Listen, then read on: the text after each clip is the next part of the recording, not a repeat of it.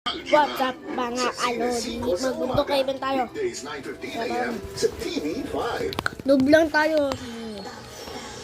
Kasi pang unay kong pangalan talaga, Uzop. Ay, Uzap. Uzap ang tunay kong pangalan.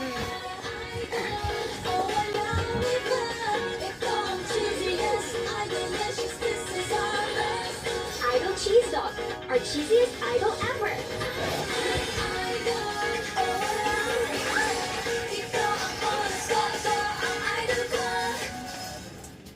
May nanonood kami ng TV.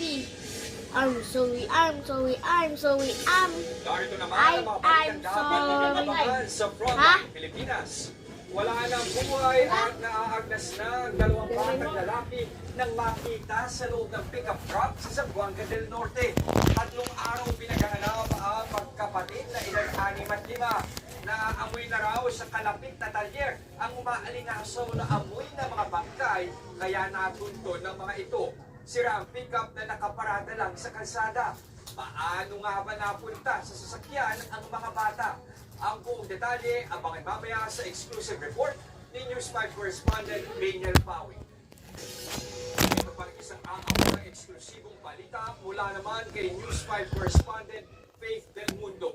Sa kuha ng CCTV sa Taguig, makikita ang mga batang naglalaro nang biglang umangga ang batang babae sa isang siklista.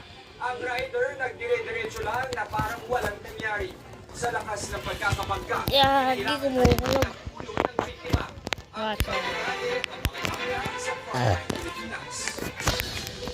From hardcourt, sa sabak naman, si Phoenix Fuel Master Shooting Guard Richie Rivero sa pagbabalita. Noob ba tayo? Bago nag-PBA, naglaro si Hindi, Richie no. para sa De La Malaglag Salle eh. Archers Ang internet ako kasi pero naka-wifi kami. collegiate Malaglag. basketball. Pili Nag-breakout kasi. performance niya ang Lala. season Ano tumatod pa rin eh. kung saan nakuha niya ang pwesto sa Medical 5 at Most Ayun na. Player Award. Abangan mamaya si Richie Rivero sa Frontline Pilipinas. Yan ang mabilis na pasada ng mga Oh my God, gusto ng kotse to. dapat yung abangan mamaya sa Frontline Pilipinas. Sa ngalan ni Ruth Taban, ako po si Jess De Los Santos. Magandang hapon. Meron pa.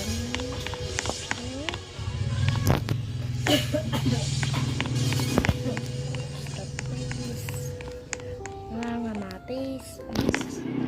May red sa may taas. May red sa may taas. Weh!